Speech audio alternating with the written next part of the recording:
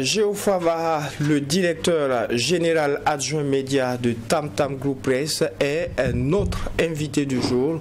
Avec lui, nous parlons de deux sujets. La création d'une brigade civique pour l'ordre et la discipline dénommée Brigade Laval. Et second sujet, Côte d'Ivoire, le PDCI RDA et le PPACI officialisent un front commun. Bonjour et bienvenue à vous. Bonjour Serge Caboret, bonjour aux auditeurs et aux téléspectateurs. Alors, on le sait, le gouvernement, au dernier Conseil des ministres, a procédé à la création d'une brigade civique pour l'ordre et la discipline dénommée Brigade Laval. Comment est-ce que vous appréciez une telle initiative des autorités? Déjà, ça vient à peine d'être annoncé, et dans ce cas de figure, je vais dire que c'est à la manœuvre qu'on pourra vraiment juger. Mais il y a la question de l'idée déjà qui est émise, parce que quand on regarde, ça part d'un constat. Le ministre lui-même l'a dit de façon très claire. C'est le relâchement de certains comportements dans l'espace public. C'est la question de salubrité qui est liée à un incivisme qui est assez clair de certaines franges de la population. Et puis il y a beaucoup d'éléments comme ça qui l'ont égrené. Donc ça veut dire qu'il y a une force qui sera mise sur place pour veiller au respect de ces normes-là qui, de façon tautologique, devraient donc avoir le regard de tout le monde, parce que ça y va de notre bien-être. Mais aujourd'hui, à la vérité, c'est qu'à certains comportements et à regarder la façon dont certains se comportent, il y a une obligation à un moment donné de durcir le ton et de veiller. Est-ce que cela pourrait avoir un rapport avec l'ordre et la discipline tamponnée, puisqu'on parle même d'une brigade civique pour l'ordre et la discipline? Est-ce qu'il y a un lien avec ce qui est demandé pour une révolution progressiste populaire? Je pense que le ministre a sorti un terme, il dit c'est rétablir l'autorité normative de l'État.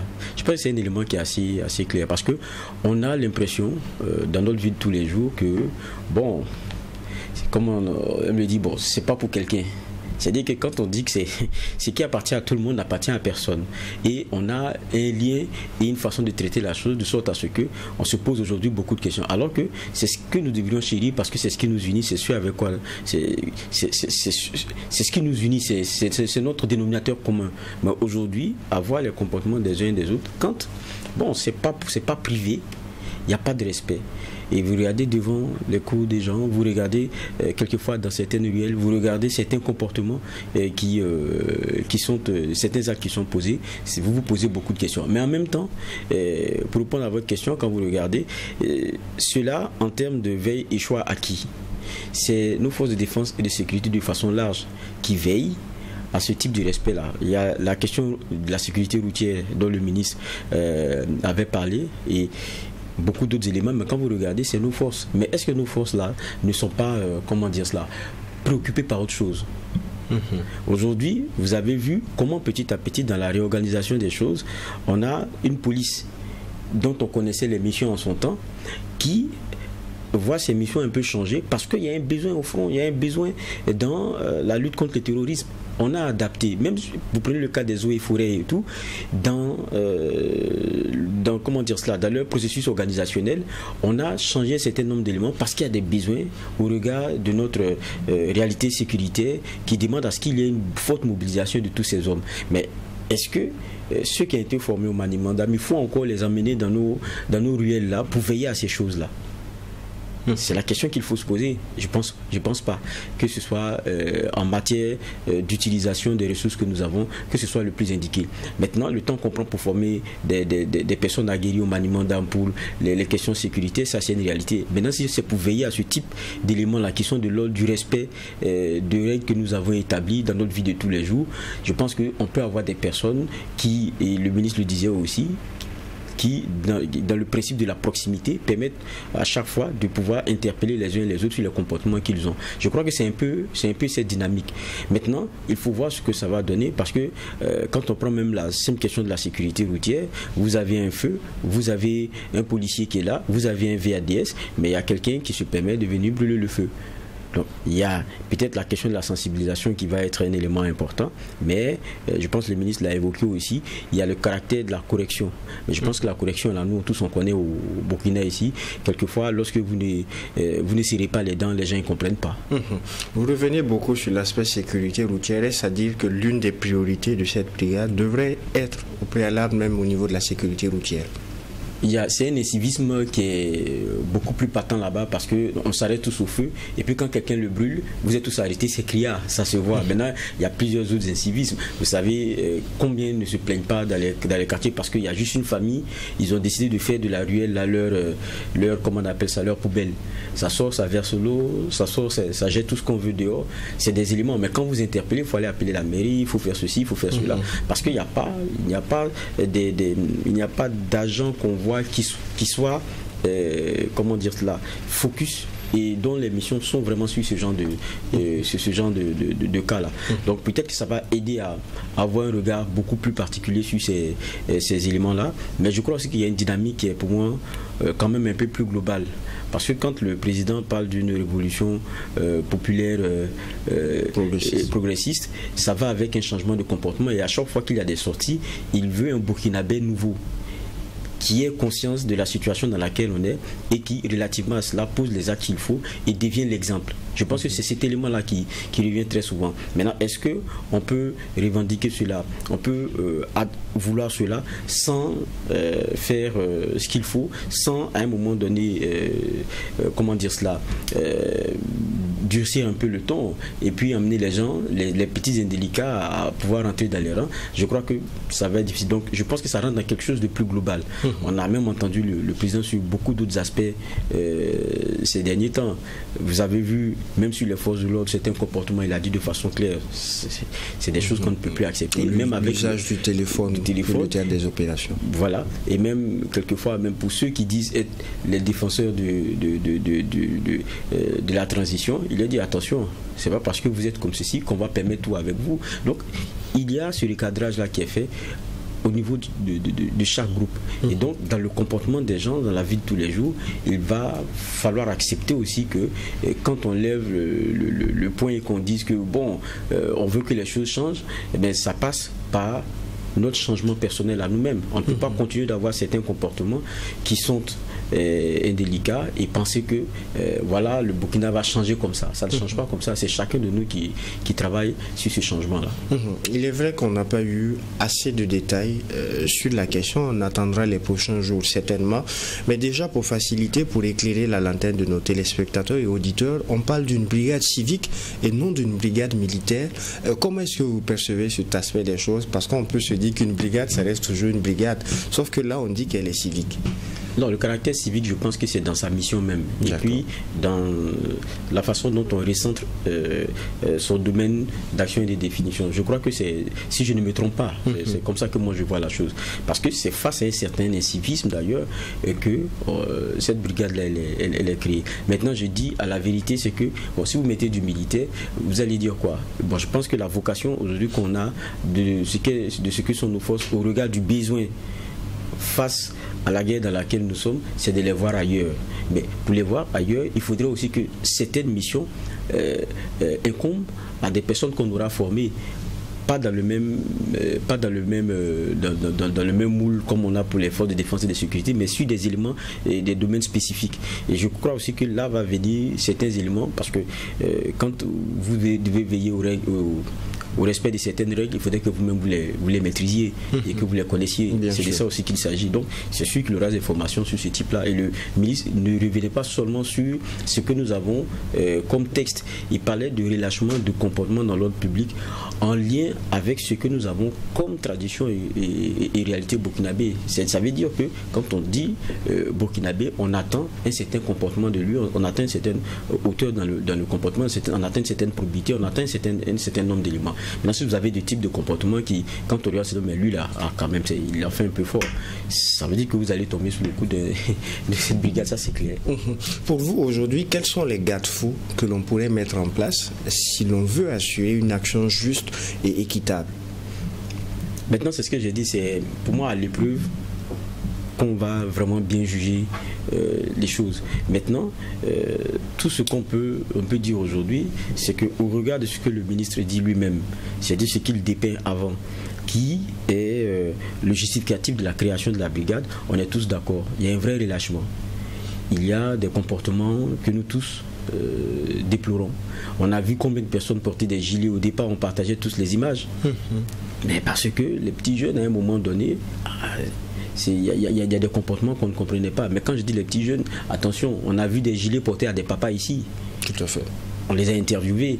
Mais je pense que c'est sûr que quand on vous attrape, vous avez porté ce gilet-là, à chaque feu, je pense que vous savez ce qui, et peut-être même pas à chaque feu, chaque fois que vous allez voir un caniveau, vous allez vous rappeler que c'est que vous avez fait pour aller nettoyer cet espace-là.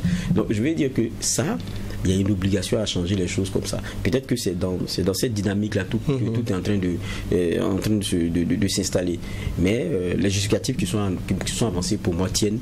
Et on attend vraiment de voir dans la forme, de façon concrète, ce que ça va donner sur le terrain. Maintenant aussi que ces personnes qui auront cela à charge comprennent la mission et que ne rentrent pas dans certains abus. C'est ça aussi souvent les précautions qu'il faut prendre.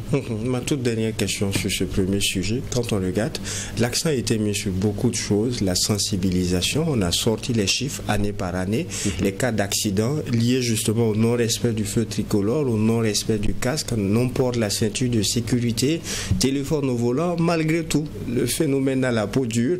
Vous avez parlé des gilets que beaucoup ont portés, ce qui avait créé une certaine peur lorsqu'on se retrouvait au feu au niveau des uns aux autres. Certains n'hésitaient pas à se moquer de celui qui allait brûler, mais le phénomène revient en plus.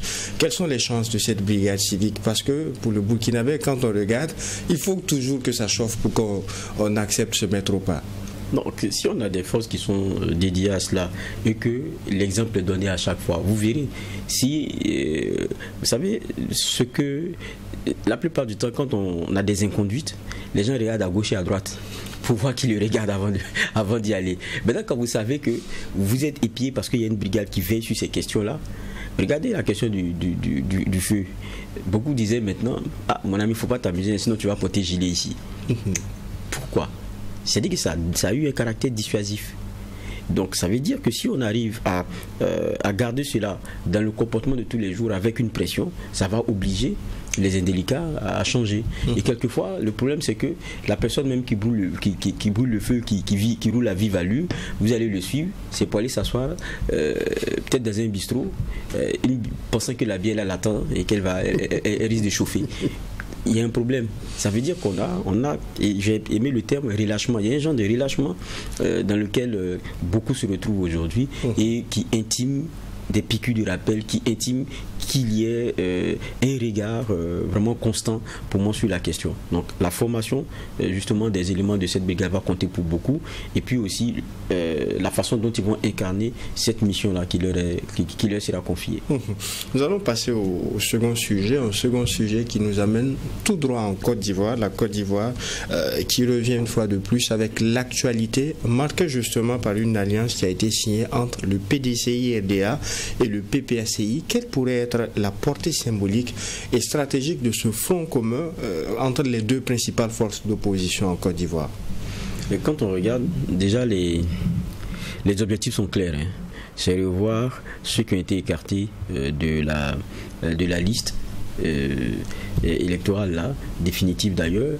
Et donc réintégrer, c'est Tidiane Thiam, c'est Gbagbo Laurent, c'est Blé Goudé, c'est Kibafouri. Je pense qu'il y a un autre nom qui avait été donné lors de la lecture de leur communiqué conjoint. Je pense que c'est hier, mais c'est ça. Ils parlent aussi et ils remettent sur la table la question de la CEI, de sa composition et de sa façon de fonctionner. Ils reviennent sur beaucoup d'autres éléments, toujours liés à ces élections-là. Mais le point premier, c'est ce retour-là. Et il y a aussi un autre point, c'est même la question de la candidature d'Alassane Ouattara lui-même. Donc voilà beaucoup d'éléments qu'ils mettent sur la table. Mais on les retrouve, ces éléments-là, dans la coalition qui a été créée, à laquelle appartient aussi le PDCI, dans laquelle vous trouvez 25 autres partis, une coalition pour, ils appellent cela pour une alternance pacifique en Côte d'Ivoire. vous avez près de 25 partis, il n'y avait pas le PPACI dans ce regroupement, ce qui suscitait beaucoup de questions, alors que quand on regardait dans le fond, les problèmes qui étaient posés, les postures et tout, sont des éléments de revendication que vous retrouvez sur le PPACI. Maintenant, pourquoi est-ce qu'il n'y est pas? Est-ce qu'à l'intérieur, il y a des partis pour lesquels ils ne voulaient pas avoir des rapprochements? C'est des questions qui pouvaient donc logiquement se poser, mais là, on a ce cadre-là qui est créé avec 25 partis. On a vu les mouvements qu'ils ont organisés ensemble. Je pense sur une place à Yopougon et tout. Mais aujourd'hui, c'est encore un PDCI qui en sort et qui scelle une alliance stratégique avec le PPACI. Mais quand vous regardez aussi, ce n'est pas fortuit. Quand on prend la réalité de la sphère politique ivoirienne, ce sont les partis aujourd'hui qui pèsent. Je me rappelle du sondage qui a été fait par le président de FIES, je pense un certain Bonnet, sur les élections de 2025. En ce moment, on ne savait pas qui allait être sur la liste ou pas. C'était pas ça le problème. Il y avait Thiam qui venait en tête. Après, il y avait Alassane Ouattara. Et après, vous aviez Gbagbo Laurent. Il avait pris en compte la plupart des têtes que nous avons dans le paysage politique ivoirien. C'était pas que les trois, mais quand vous regardiez, c'était ça en gros. Je pense avec vous aviez Tidjane qui venait avec 37, je pense à Alassane 31, Gbagbo avec 20, quelque chose comme ça. Donc c'est des éléments qui pèsent. Donc quand vous enlevez le parti au pouvoir aujourd'hui, dans cette opposition, ceux qui pèsent, c'est bien le PDCI et le PPACI.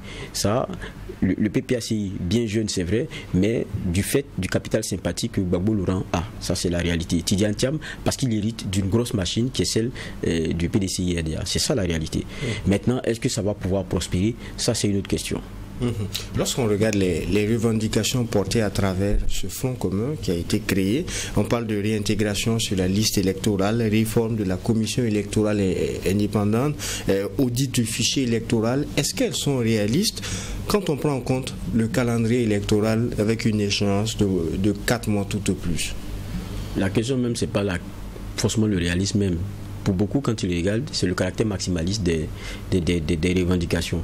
Parce que quand vous demandez qu'on revoie tout le fichier, beaucoup se disent, bon, maintenant là, est-ce que c'est encore possible? C'est des aspects qui peuvent conduire à un report peut-être.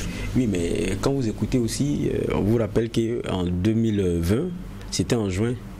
Les élections, c'est toujours le mois d'octobre, je pense, en Côte d'Ivoire, mais c'est en juin qu'ils avaient refait ce travail-là. Donc, ils se disent, c'est encore possible. Parce que pour eux, ça sera aussi l'opportunité de pouvoir réintégrer voilà, ceux qui avaient été exclus.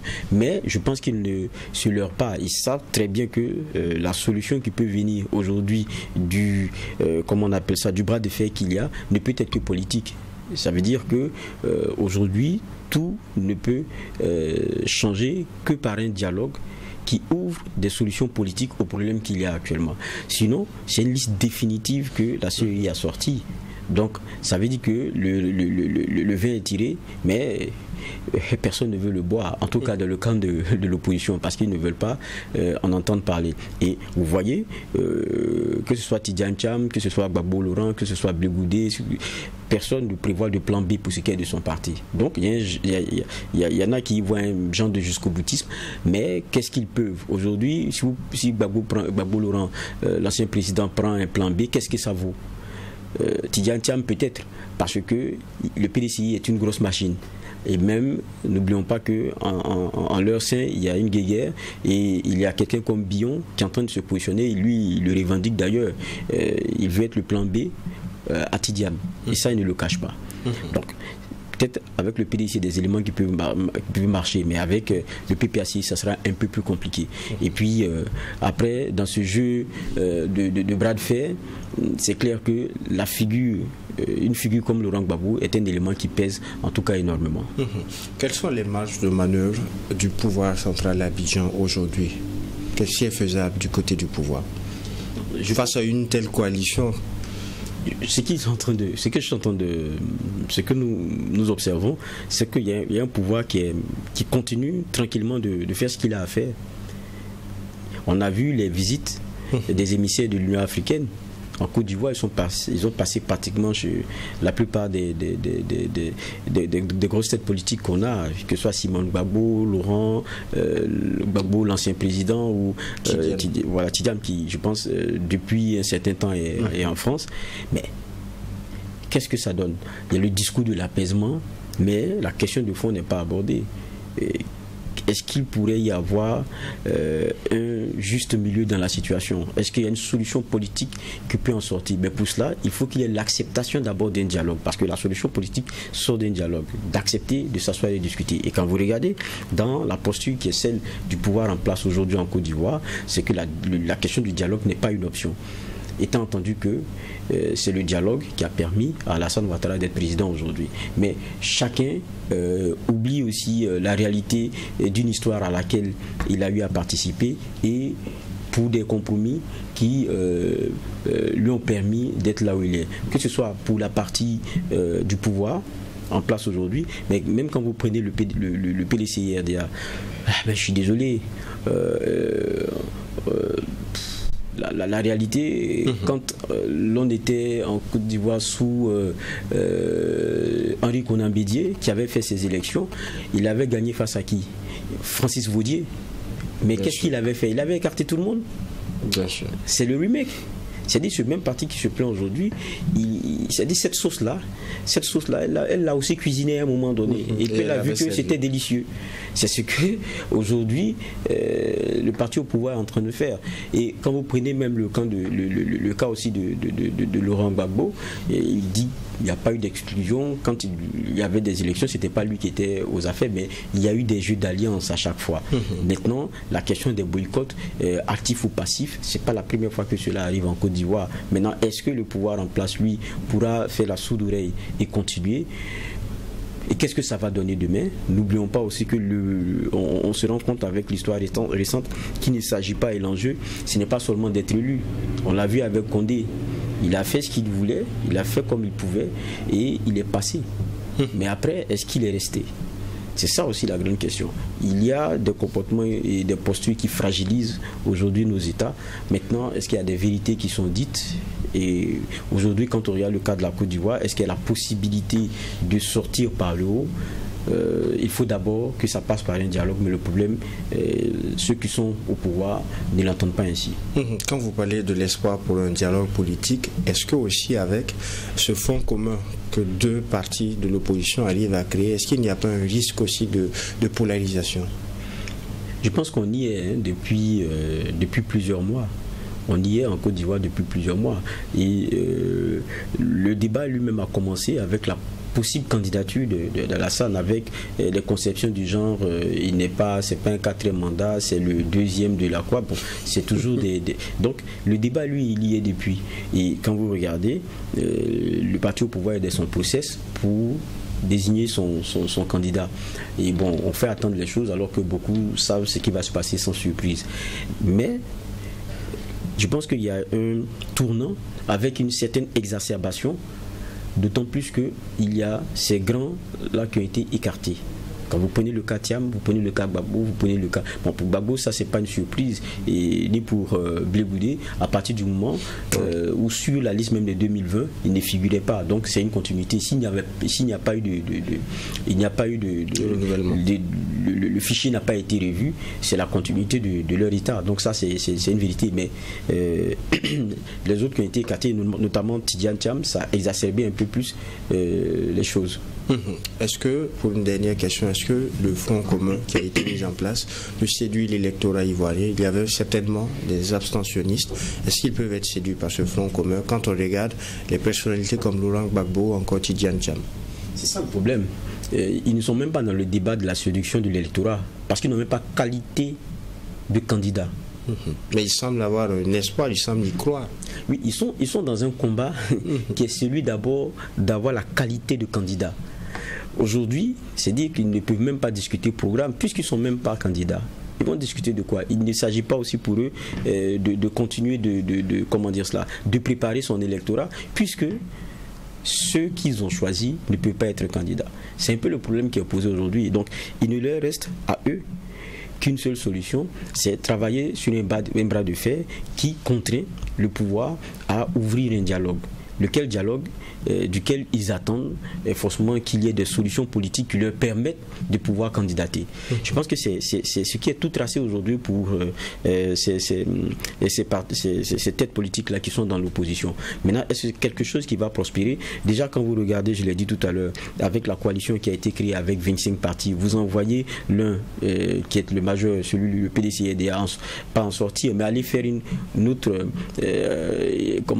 attelage avec un PPACI qui jusqu'à présent ne s'est pas senti concerné par cette coalition alors qu'ils ont les mêmes revendications. Est-ce que il n'y a pas un genre d'opposition qui est un peu éparse? Est-ce que ce n'est pas cet émiettement-là aussi dont, on va dire, qui bénéficie un peu au pouvoir qui est là et qui attend de regarder l'implosion même qu'il y aura au sein de l'opposition pour pouvoir continuer sa route? C'est ça aussi le vrai défi. Maintenant, la Côte d'Ivoire nous a habitués à des attellages selon les problèmes du moment, des attellages mal assortis où certains ont dit par moment même contre nature, mais ça s'est toujours fait. Gbagbo même le disait, en politique, il n'y a pas d'amis, il n'y a pas d'ennemis, il n'y a que des intérêts. Donc c'est les intérêts qui les lient aujourd'hui, ceux de partager le dénominateur commun, d'être exclus. Donc tant qu'ils sont dans cette situation, ils feront front ensemble. Maintenant, est-ce que le pouvoir va pouvoir continuer à ignorer cela, en oubliant que nous sommes dans des pays où quand on regarde l'âge moyen, c'est souvent 18 ou un peu en dessous, l'âge moyen de la population. Donc c'est des populations assez jeunes. Et on sait que sur ces éléments-là, ils ne sont pas forcément prompts à sortir voter, mais lorsqu'il y a des tensions, c'est ceux-là qu'on voit souvent dans les rues et manifester. Donc ça donne un genre de cocktail qui rappelle beaucoup de choses qu'on a déjà vues en Côte d'Ivoire, qu'on ne veut pas revoir, mais on espère que la sagesse va toucher chacun d'entre eux et que tranquillement ils pourront trouver des justes milieux. En tout cas, merci à vous, Geoffroy Waha. Vous êtes le directeur général adjoint média de Tam Tam Group Press. Merci pour ces éclairages et cette clé de lecture. Merci. Merci également à vous, auditeurs et téléspectateurs. Ainsi se referme donc ce numéro du DEJ Matinal Info que j'ai pris plaisir à vous présenter.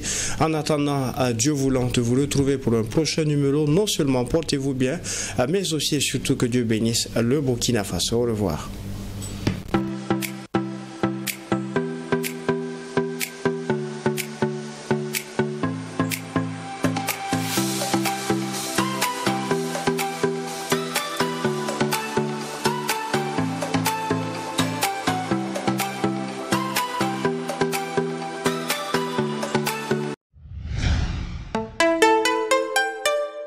Truy TV, la télé interactive.